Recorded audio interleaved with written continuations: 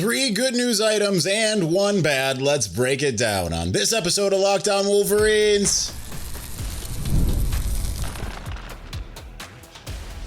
You are Locked On Wolverines, your daily podcast on the Michigan Wolverines, part of the Locked On Podcast Network, your team every day. Happy Wednesday. We are back and doing it. Locked On Wolverines podcast, part of the Locked On Podcast Network, now the #1 sports podcast network. I'm your man on the ground, Isaiah Hole, publisher of Wolverines Wire through USA Today Sports Media Group. Thank you to all of our everydayers who watch or listen to the show every single day. Also, a big thank you for making us your first listen. We'll start with the news that Cole Sullivan is departing the program for Oklahoma, despite there being a lot of optimism in Ann Arbor that since his entry, that when he went into the transfer portal. In segment 2, we'll dive into Jake Guarnera, Andrew Marsh, and Andrew Sprague deciding to return, and then we'll get into the offensive line in general and where that stands now that the dust has seemingly settled. Let's go ahead and get started. The only reason I want to start with the huge blow is not because it's the most massive blow ever in the world. It's more because I think segments 2 and 3 pair together a lot better. So I think it's better if we start here. I would have put Cole Sullivan on a list of maybe 5 players that you didn't want to lose. And considering just having spoken to some colleagues that were, had their ears to the ground a little bit more than I did, especially the travel and all of that stuff coming back, it sounded very much like, it sounds a lot like he's going to end up coming back. But Brent Venables, from what I was told, made an in-home with him last night. We had heard that he was planning on making an announcement as to his decision last night. So that kind of, I think, tells you that maybe things were trending really well for Michigan. I know there was a lot of confidence for Kyle Whittingham and the new staff that they were going to be able to retain him. And ultimately, he ends up going to Oklahoma. But he will be coming back to Michigan, just in a Sooners uniform in week 2. So that's going to be interesting. But yes, he was one of the ones that you would sit there and say, don't want to lose this guy. I mean, obviously, he had been kind of the hype beast of fall camp. He was a guy that was getting mentioned a ton. Michigan wasn't as good at getting interceptions when he wasn't on the field. And I'm not even talking strictly about when he got the interception. I mean, he led the team in interceptions this year from the linebacker position. So that's not a great place to be. And this is where college football is now. And it's kind of sad because he was not like a blue chip recruit or anything like that.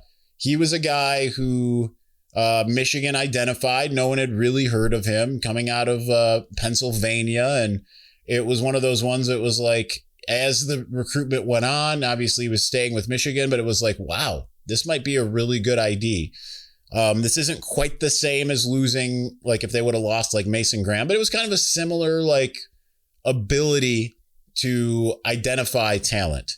So it is disappointing that they lose that talent to a team that they're going to be playing this upcoming season, no less.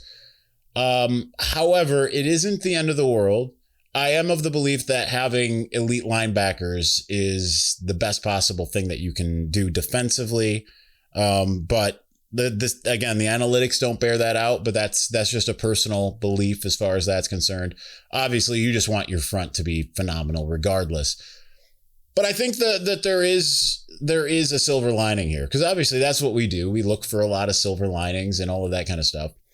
I think that ultimately there are a lot of guys who absolutely could be really, really good linebackers for Michigan in 2026. Unclear right now as to what Jimmy Roller is deciding to do. He's got one more year of eligibility. If he returns, then he's obviously a starter. I think everyone thought that it would probably be Jimmy Roller and Cole Sullivan. But at the same time, you do have Troy Bowles, who I thought played mostly very well when he was out there. So you got Troy Bowles coming back. You've got potentially Jaden Hood. I mean, he's not in the portal, right? He's kind of been waiting his turn, and he's been injured all year. If you wonder why, we haven't really heard his name in forever, He was on the out for season list starting game 1. We haven't seen him. I did see him at one point, and it was like, that guy looks familiar. Who is that? And it's like, that's right, that's Jaden Hood. I haven't seen him in forever. Nathaniel Owusu-Boateng looks incredible out there when he's come in, and Chase Taylor has also done the same. And I feel like I'm missing someone else.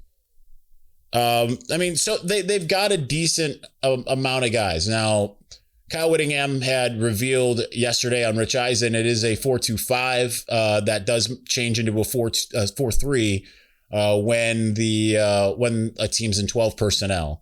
So there are times where you're going to need the 3 linebackers, and obviously they've got some safeties that can pull double duty as far as that's concerned, right? Guys who can play nickel as well as, like TJ Metcalf has that type of ability. Brandon Hillman has that type of ability.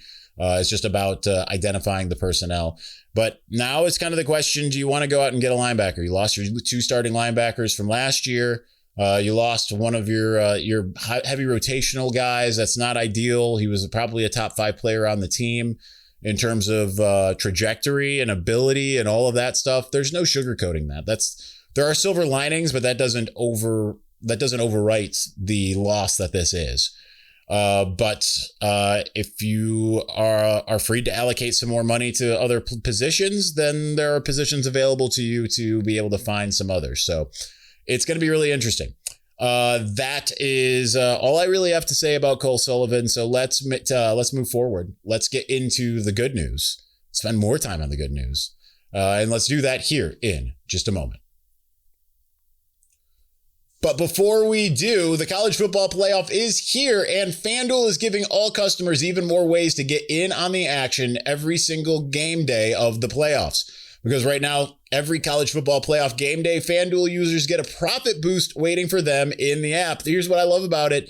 You get to use a profit boost on bets that you already feel good about. Ride the favorite when you think a team controls the matchup.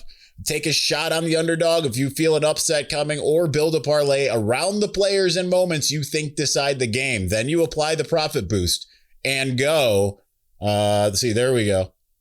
Then you apply the profit boost and go after even bigger winnings. When you win, FanDuel pays out instantly, which is perfect for playoff football. FanDuel is the best place to get into the action all playoff long. So visit FanDuel.com to get your college football profit boost every game day.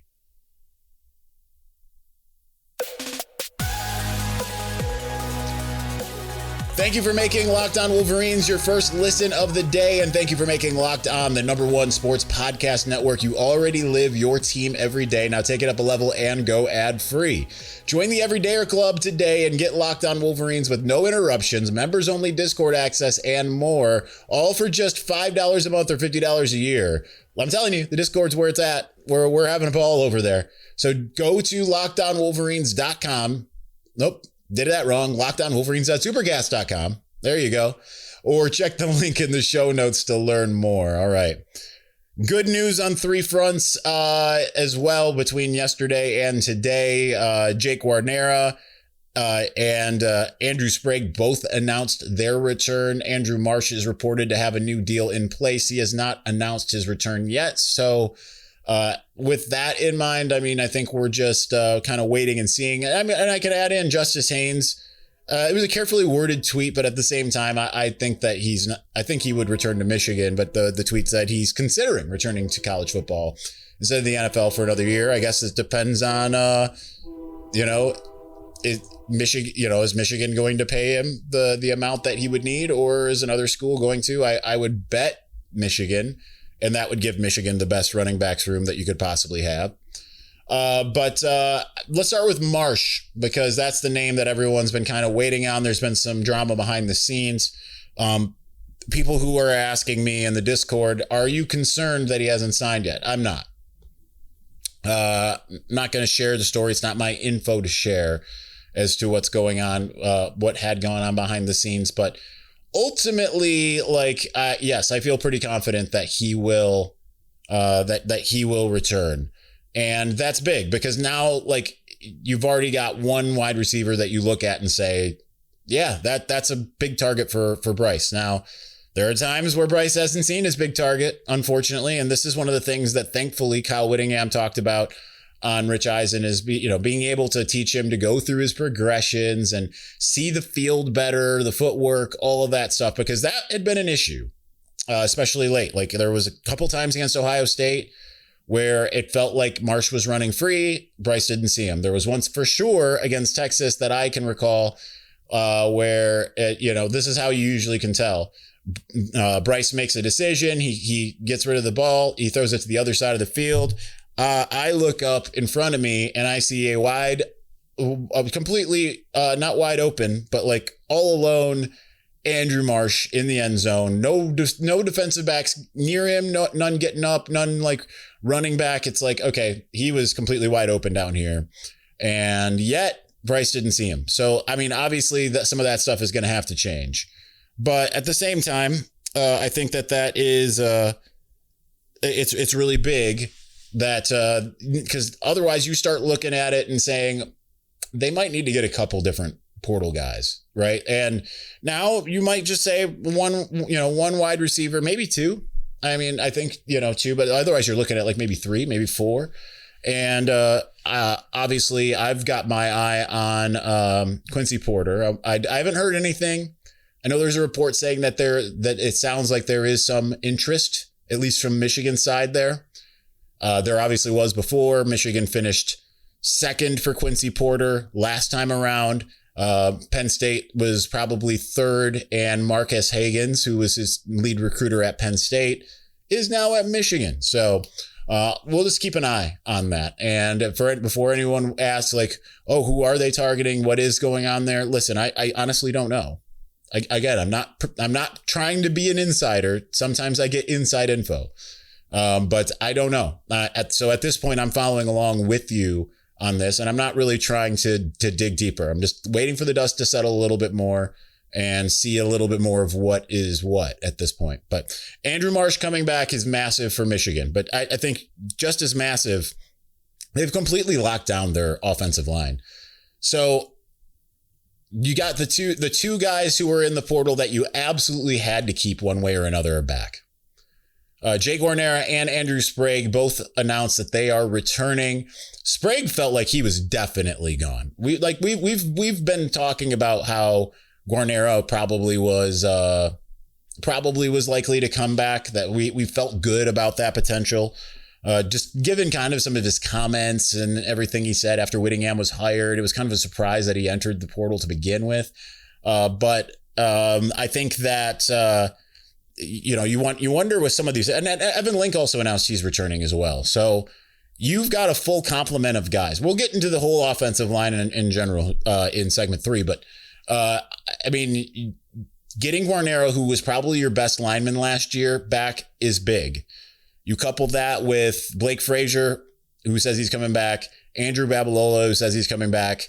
You've got the full thing that you were hoping to have. And now you're kind of off to the races. And now they've got no offense to Grant Newsome, they've got a much better offensive line coach. And I could have said that about 90%, maybe 99% of the other offensive line coaches in the country, that Jim Harding, just by all accounts, this guy is incredible. So to get experience, to get youth, to get all of this back is going to be just massive. And we'll get into that momentarily. But I think just in general, the thing that we're seeing, because I don't know that we talked about it yesterday because it was the mailbag, but Zeke Berry announced he's coming back. They've managed to go in and get all those guys that we've been sitting there looking at and saying, oh man. And I think I deleted my transfer portal notes here, unfortunately. But like all those guys that there was kind of like, well, that's a big loss. Well, that's a big loss. Well, that's a big loss. All but one have returned. Now, obviously, Marsh didn't go into the portal. And I thought that the longer that went on, that was probably, a good sign. But at the same time, I think that the fact that Kyle Whittingham talked about the idea of roster retention being top of line for him, and then you still saw a lot of guys enter the portal. I mean, he's managed. He's done a very, very good job at that. Well, let me just look here just to see here, because I mean, there's the guys who entered the portal before the coaching changeover, and pretty much for the most part, it's kind of like, Elijah Dotson would be really nice to get him back in the fold, and we'll see if that happens. It kind of, I don't know. It feels like that ship is sailing. They got Barry back. Jasper Parker ended up going to Arkansas. Would have liked to have him back, but completely understand, especially if Haynes comes back and you've got Hyder on campus now and Jordan Marshall. Caden Strayhorn ended up committing to Alabama.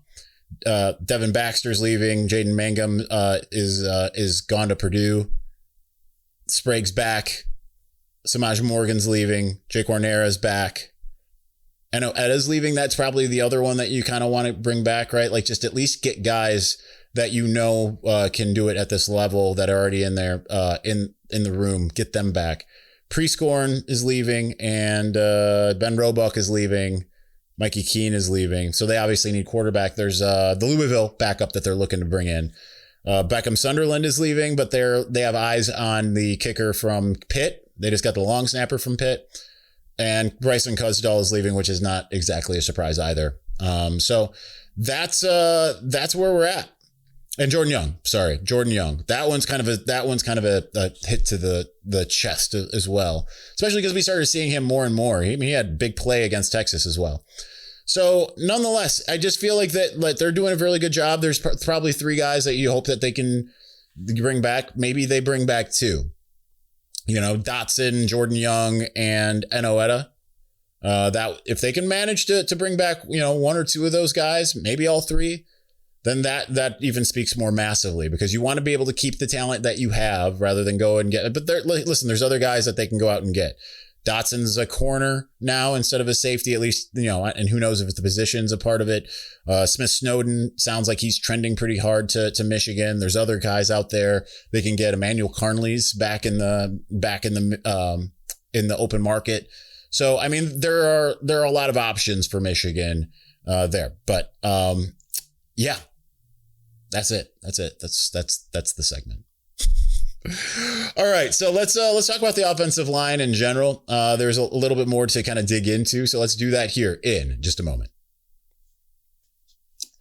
But before we do, let's talk about something most men don't bring up, but absolutely should. Stress from work, money, life. It doesn't just switch off at night and when it shows up at the worst possible time. Rouge Yet Ready is designed to help you take back control. Rouge Yet Ready is a next generation prescription treatment created to support both the brain and the body so you can feel present, confident, and ready when the moment matters. Rouge Yet Ready combines 3 clinically proven ingredients in 1 mint that dissolves under your tongue so it absorbs fast. The science behind Rouge Yet Ready stands out. 3 clinically proven ingredients in 1 formula designed for both mental and physical readiness. You connect with the board-certified doctor online and everything ships discreetly to your door. It's easy to understand why over 150,000 men have already made the switch. Most men are ready in about 15 minutes on average, so you can stay present, confident, and in control when the moment is right.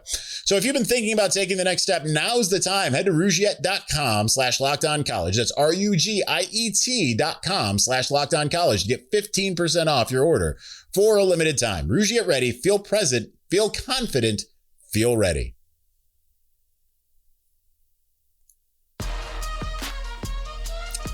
All right, so offensive line. Like we talked about, Michigan's got a bunch of guys that are set to come back now. So Blake Frazier, Andrew Babalola, Evan Link, Jake Guarnera, Andrew Sprague. Maybe you're starting 5, right? Jake Guarnera, you slide him back in. He was supposed to be the center of the future anyway, right? So get him going there. He played at center a little bit in the Citrus Bowl when there were injuries. And Caden Strayhorn ended up playing, sliding into right guard to replace him. I thought he did mostly a good job, but I'd have to rewatch to tell you that. Obviously, he ain't here no more. But nonetheless, you have to imagine.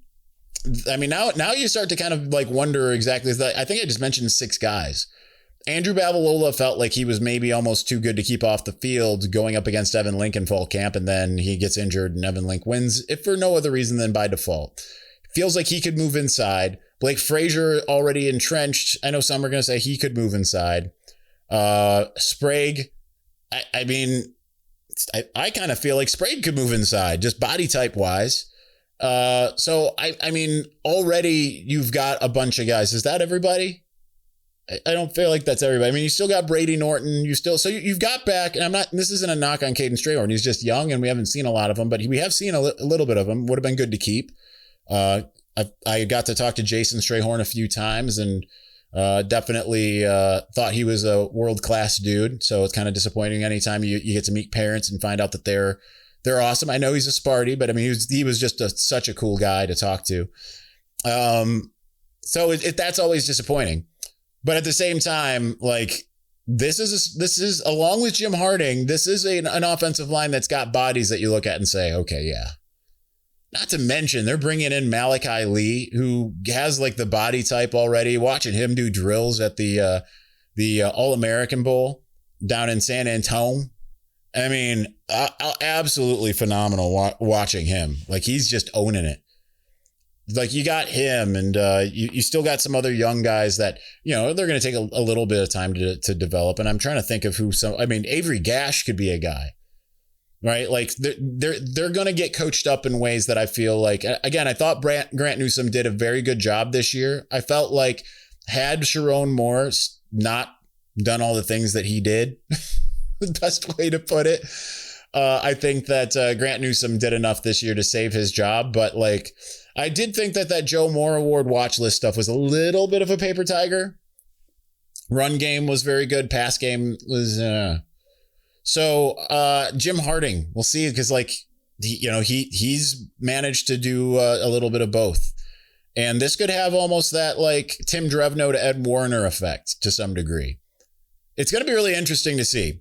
Because I just think like they've got all of these bodies, and this is the engine that makes everything go. And you sit there and you look at it and you think like, what was the main reason why Michigan was able to win a national championship? What was the main reason why Michigan was able to do what it was able to do for 3 years? It was mostly because the offensive line was so good, and that was moving from Ed Warner to Sharon. I'm not convinced that it would have been materially different. Looking back, I mean, not even looking back, I have the greatest respect for Ed Warner. The greatest respect. But and he had texted me. He's now a head coach at the lower level now in Kansas. I think it's a Villa. I think it's what it's called. It's a school I hadn't heard of, but congrats to him. He's very excited about that. But at the same time, I just think like when you're getting a guy that people say this might be the best offensive line coach in the country, and you've got all these guys who have shown at the very least glimpses of greatness, at the very least. And they've been kind of intermittent. Let's just be honest. They've been intermittent the last couple of years. I think that this is going to bode really well. You combine that with Jason Beck, Bryce Underwood, all of these things, just like the coaching acumen is elite. Like I'm not 100% sold on the staff as a whole, but certainly I'm sold on Jason Beck and Jim Harding 100%. And I think that that's going to pay a lot of dividends for Michigan as soon as this year. And that's why you're able to keep some of these guys. So we'll see if they're,